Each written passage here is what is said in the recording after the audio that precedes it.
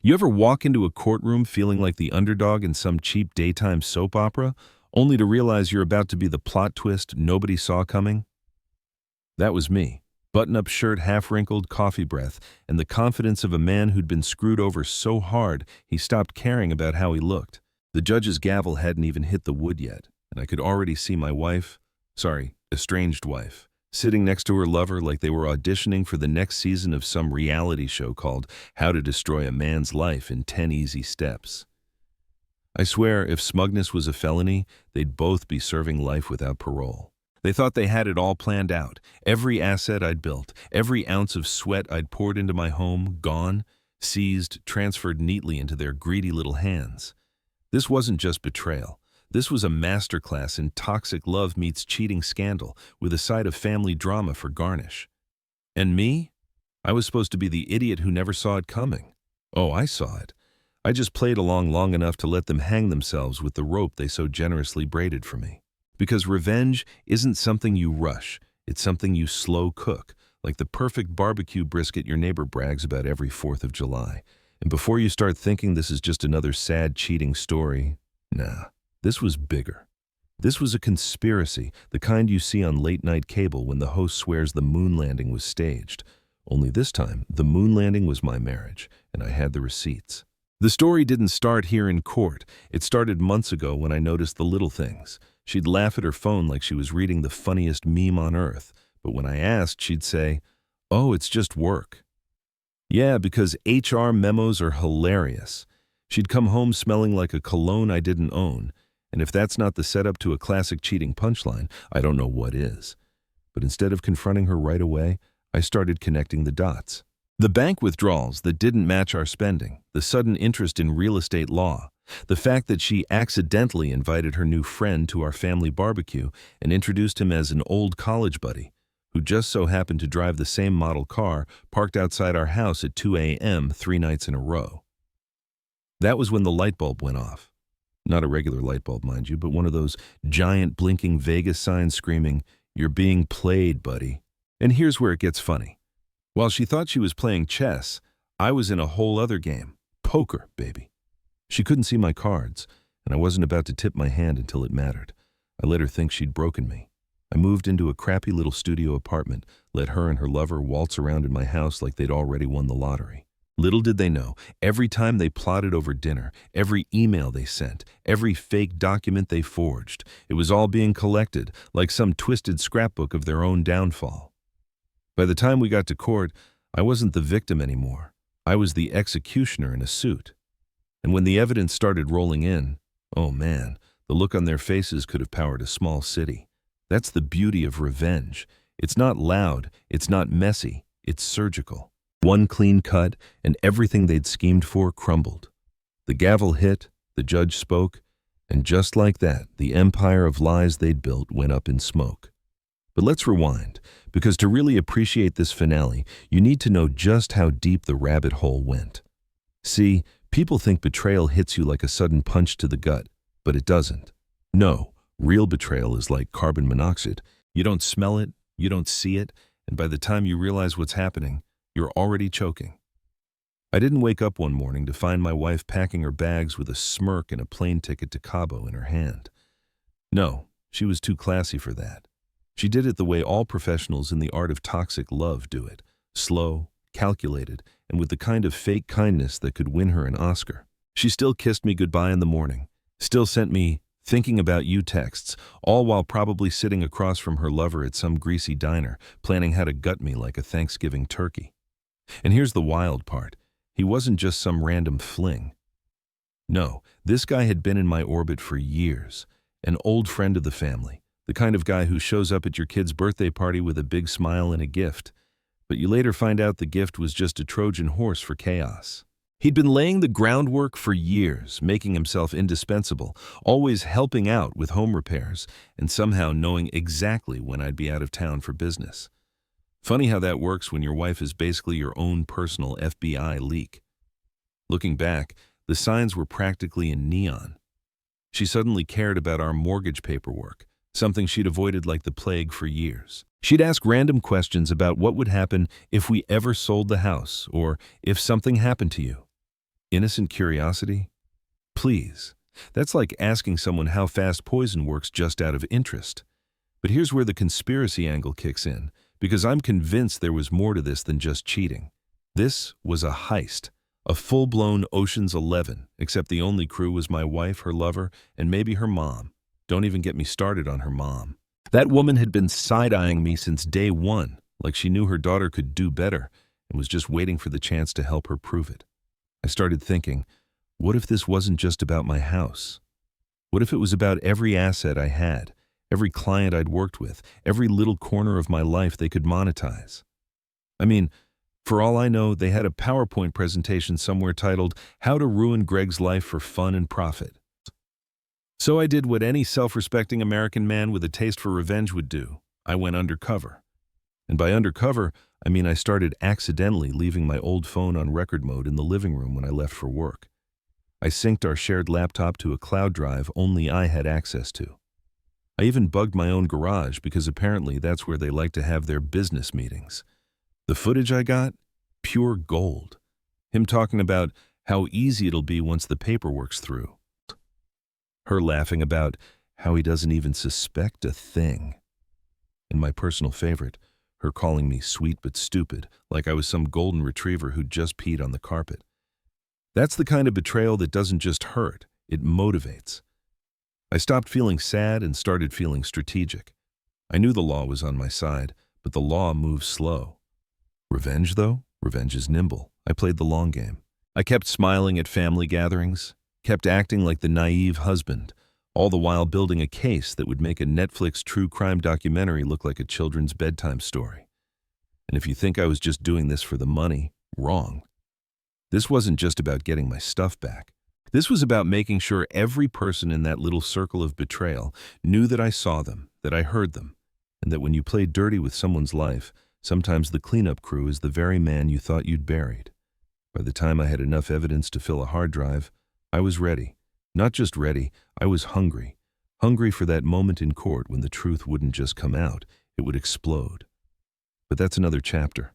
For now, all you need to know is this. The snakes were in my garden, but I had the shovel, and I wasn't afraid to use it. People always talk about hitting rock bottom like it's the lowest point in your life. Cute. What they don't tell you is that rock bottom has a basement, and I found it. You know that cliché shot in movies where the guy sits on a stained mattress in a dingy apartment eating cold pizza straight from the box? Yeah, except I didn't have pizza. I had instant noodles and a jar of peanut butter, and the jar was half empty. My apartment was really just a converted garage that still smelled faintly of motor oil, and the landlord, a guy named Steve, kept calling me champ like I'd just lost a Little League game. Losing the house was bad. Losing the cars was worse. But the real punch in the gut was losing the life I'd built. All my routines, my plans, my stupid little Saturday morning coffee runs, they were gone. My family, or at least the people I thought were my family, had turned into a courtroom exhibit of betrayal. Friends? Oh, they scattered faster than free beer at a tailgate. Turns out no one likes hanging around when you're the headline of a cheating scandal. I kept replaying it all in my head, the smirks, the fake sympathy, the way my wife's lover actually had the audacity to pat me on the shoulder once and say, "Hang in there, man." That was the moment I stopped feeling like a victim and started feeling like a man who was going to write his own comeback story, preferably in bold, all caps, and underlined. Revenge wasn't just a thought, it was the only thing keeping me warm at night. And then, like in every good conspiracy thriller, the plot took a turn. I got a call from an old friend, well, more like a drinking buddy I hadn't seen in years, who just happened to now work in a law office. He'd heard through this grapevine about my situation and said, "Man, you've got more than enough to bury them if you play it right." I laughed. Bury them? I want to cremate them, scatter the ashes, and then sue the wind for carrying them away. He told me about a legal loophole so specific it sounded made up.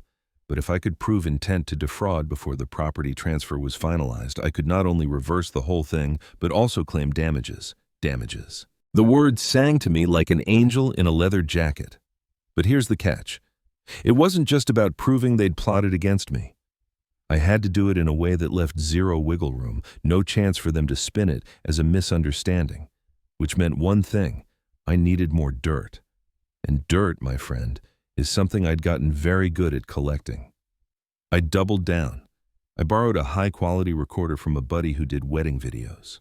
I set up motion sensors in my old garage. Yes, the same garage where they like to plan their little empire of deceit.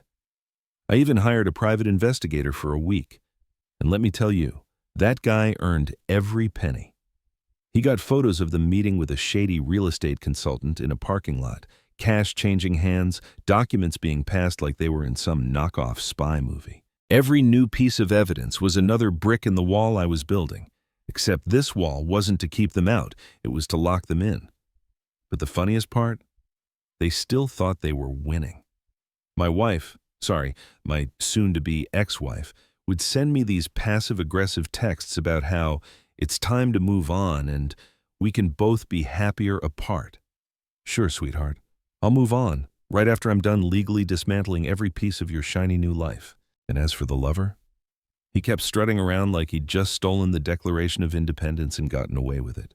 I could almost admire the confidence if it wasn't built entirely on cheating, lying, and stabbing me in the back. But here's what they didn't get. Revenge isn't loud. It doesn't show up in a blaze of glory.